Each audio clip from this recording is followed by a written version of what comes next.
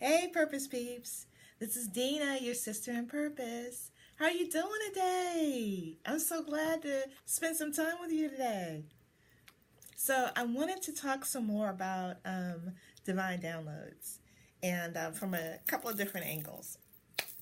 Okay, so first and foremost, um, as we are learning new language and new phrases, we're on our purpose path that really jazz us, that really authenticate our experiences and our journey.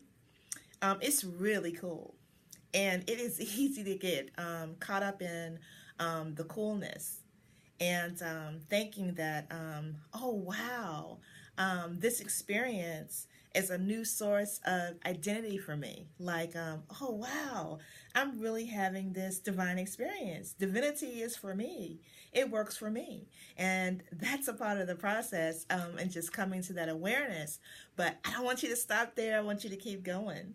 And so, a cool thing that I remembered this morning is that when new things were coming into my awareness, my old comfort zone and my old way of being would just stop there and have all these conversations with my sister flames about, oh, I can't believe this happened. And we would just kind of spark at that level and, oh, yeah, well, this is what's happening or whatever. But in terms of taking that and going into the next inspired action, it was like I would be in this kind of loop, and it was authentic, and these were real experiences.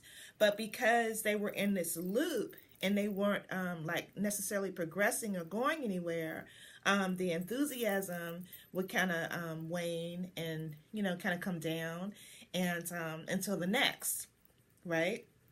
So it was taking these authentic experiences, and then they were like becoming this like, rah rah, come down, rah rah, come down, rah rah, come down. But when I got a download one day to do a search, hashtag, whatever that phrase that was coming up for me, oh my goodness, that was like ding, ding, ding, ding, ding, ding, ding, ding, ding, ding. So what it did, it validated that lots of people were having this experience. A lot of people across the world. Some that looked like me, some that didn't look like me. And they were using the same words that I thought were unique to my experience. And it validated the experience and it broadened it. And it was like, instead of having to go looking for people to connect to kind of get you where you are in your journey, that's one way of connecting to new friends, new purpose peeps, new brothers and sisters on the purpose journey, because you're already using the same language. It's no convincing. It's no trying to get you to understand. They get it. And I mean, you need that. You need that, just that camaraderie of just people that just kind of get where you're coming from. And, you can spark each other. You can spark each other. And so that's just another aspect of spark where you are. It's like grow your community, grow in the different lenses for some of those key phrases and things that are coming up for you. So what does it mean to this person? What does it mean to that person? Because it can lend diversity to your experience. It can lend, experience on top of experience on top of experience. And you can kind of see yourself in your journey from different lenses just by witnessing, just by bearing witness to someone else's experience around that. And it kind of reminds me, I remember seeing the end of Miracles Can Happen, the T.D. Jakes produced movie. And I remember at the end is when I got really sparked. And I didn't have the language around that. But now looking back, I can see what really jazzes me. So at the end, there are these beautiful pictures of Jesus, and that were created from different people across the globe who had near-death experiences, and they spent time with him. And what was interesting is that they weren't just alike, but when you looked at in the eyes, and you looked in the sparkle in the eye. And I think that God and divinity lives in the sparkle in the eye. And I write about that in my book, Divine Spark, in one of the stories, because I can recognize him. It's almost like, you can just see a twinkle in someone's eye. And that twinkle just looked familiar. And it just reminded me of, all of the wonderfulness that exists outside of our frame of reference that we call miracles. That kind of wink at us and say, hey, I'm here. I'm with you.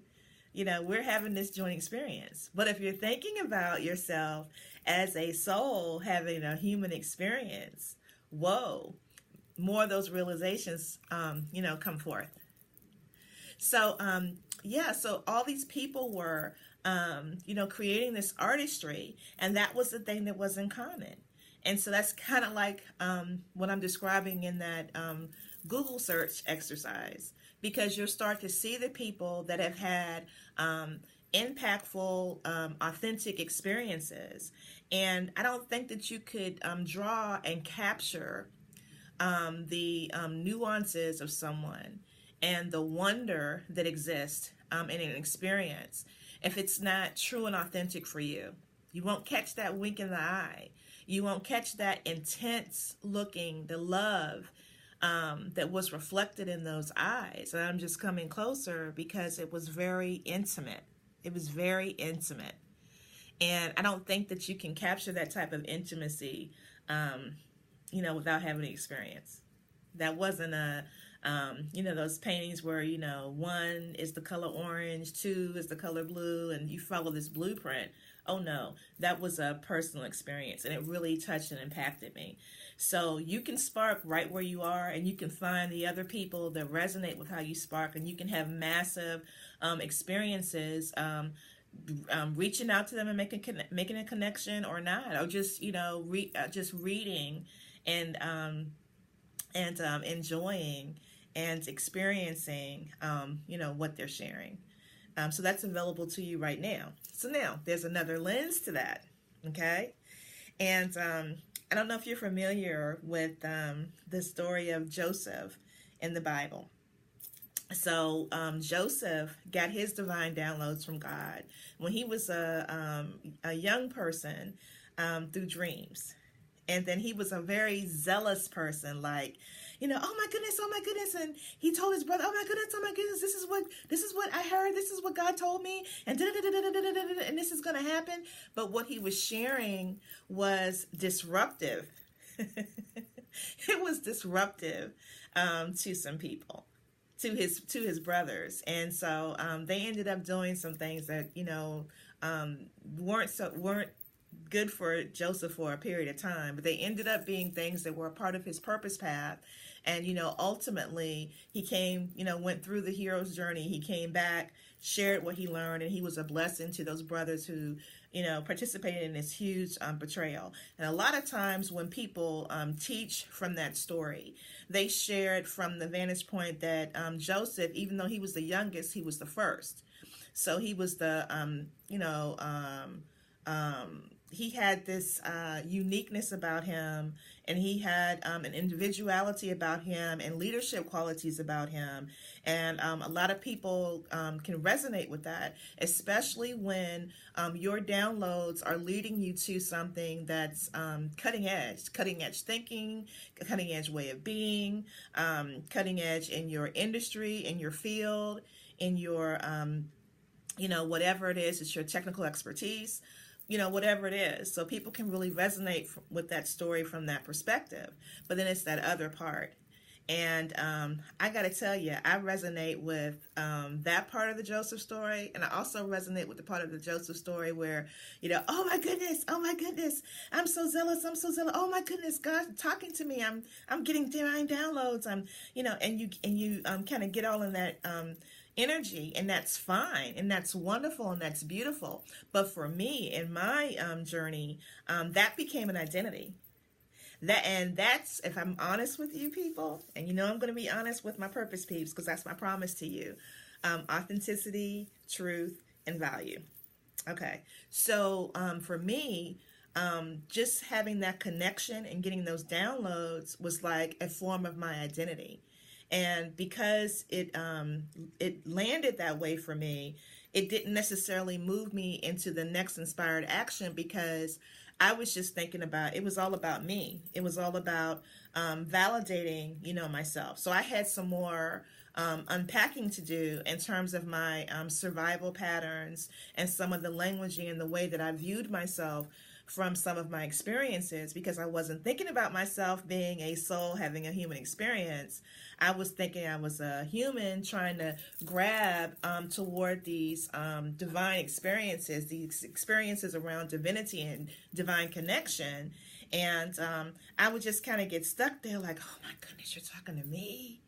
Oh my goodness. And I'm telling people, but the energy and the intention behind that wasn't about necessarily people connecting with their divine spark, but, oh, I'm really special.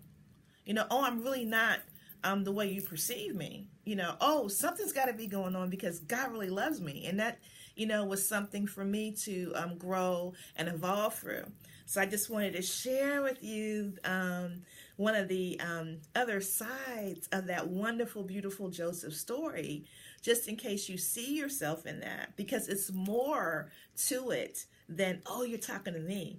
It's more to it than, you know, I, you know, an identity that's just based on, your worthiness coming from your divine spark.